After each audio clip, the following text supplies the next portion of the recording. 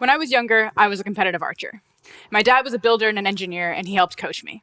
And one of the things he always did in a very efficient engineering way was measure out the distance to the target by taking big steps.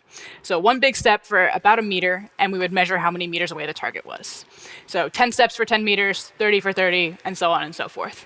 This was a really easy way to be able to measure distances, so we weren't sitting in the backyard all day measuring targets. But it wasn't very precise. It's about a decade later now, and I want to see how much better I can make this target measurement. Luckily for me, I'm about to graduate with my bachelor's degree in physics, and I want to see if I can use this to be able to measure more precisely. If I wanted my distance to be a little bit more precise than a big step, I could probably use our original definition of a meter that was established by the French Academy of the Sciences in the 1790s. Mathematical giants like Lagrange and Laplace decided that a meter would be 1/10,000,000th of the distance between the North Pole and the equator. After painstaking calculation, they finally immortalized this distance by making a platinum meter rod that was the official meter. Even though this was a huge standardization towards measurement, me picking up a meter stick made of platinum and placing it to measure out my distance is still not as precise as I want to get. Say I want to get precise down to the atomic level. If someone added an extra atom to my bar, this would throw off my entire measurement, make it even harder. This question has plagued physics for a long time. How precisely can we measure a distance? It's even given us an understanding of our work in electricity and magnetism, in black holes, and in several other ways. I want to answer this question today, and I want to talk about how we measure distance. And later, I'm going to talk about black holes. But today, I first have to talk about light for a little bit. Our understanding of light starts at our understanding of physics.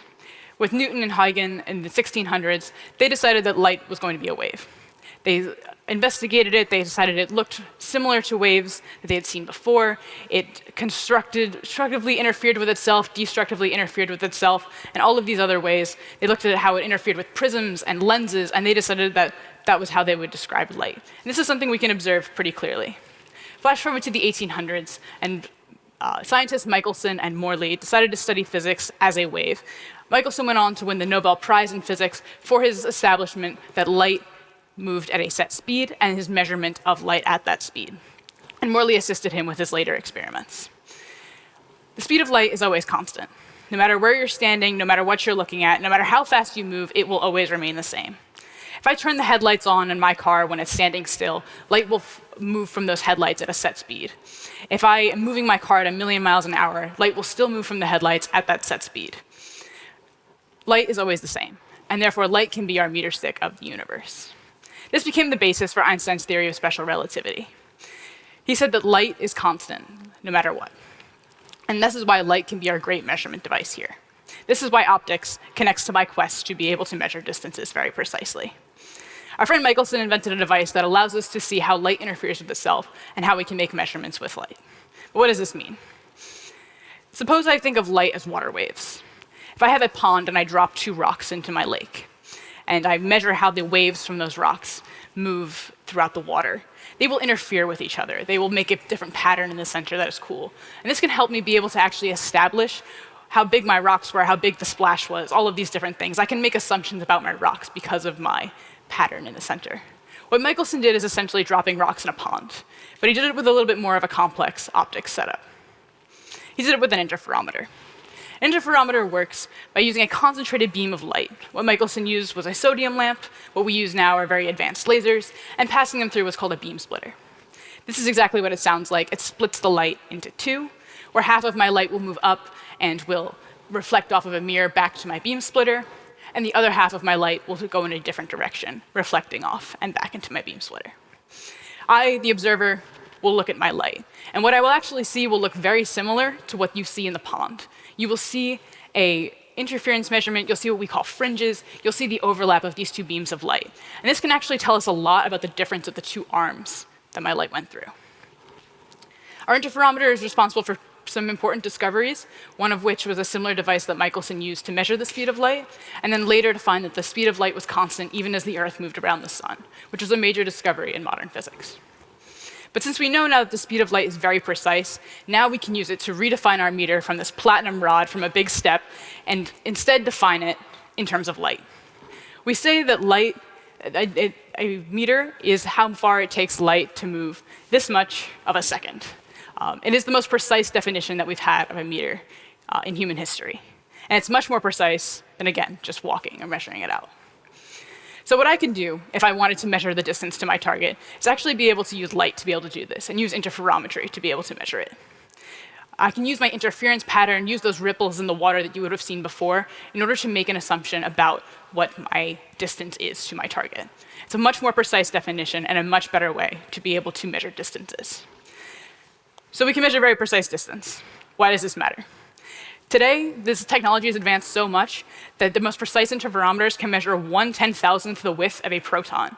This is a part of an atom that we are able to measure. And why should you care about this? Because it's very important for physics. And now, as promised, I can finally talk about black holes. Let's say I took my interferometer and I scaled it up to be 2.5 miles long. I added precision mirrors. I added a laser instead of Michelson's street lamp. And instead of just 2 men, I had thousands of scientists working across dozens of countries to be able to work on this project. Then I would have what scientists did in the late 1990s and early 2000s called LIGO, Laser Interferometer Gravitational Wave Observatory. LIGO is the most precise measurement device that humans have ever made. And its job is to measure black holes. There are currently 2 of them in the United States, one in Washington State and one in Louisiana, and there are 6 worldwide either built or planned. LIGO's goal is to be able to measure very precise changes in distance, and their goal is not to do this for archery practice. Their goal for this is to measure black holes, specifically ones like this. Without getting too far into relativity, everything that has mass emits gravitational waves. They change space-time around it. Einstein predicted these in 1906, and everything will emit them. You will emit them, I will emit them, but they are very, very weak. Because of this weakness, we can only measure the heaviest of objects, neutron stars and black holes, essentially. And we can only measure them when they undergo some violent change, primarily being merged together. This is what happens when 2 black holes merge together. It creates a ripple in the fabric of space-time. It moves all of space, stretching it a very, very small amount. In fact, you are being stretched if a gravitational wave is moving through you. By measuring these very small distances in the change of space using an interferometer, we are actually able to use the same interference pattern as before to be able to draw conclusions about black holes across the galaxy. So to quickly recap, the same measurement device that I was talking about using to be able to measure how far away a target is the same device that you could hypothetically use, that you can use to be able to measure black holes that are across the galaxy.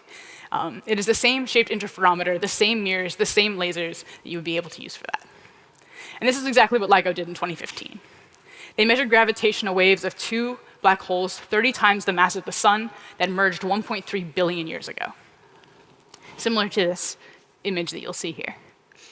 They were able to describe the mass, the movement, and the location of these black holes, and it's the first measurement of gravitational waves, and a major piece of the evidence of relativity, and a major collaboration of thousands of scientists from around the world. Since then, they have measured hundreds of these events in a huge showing of what science can accomplish.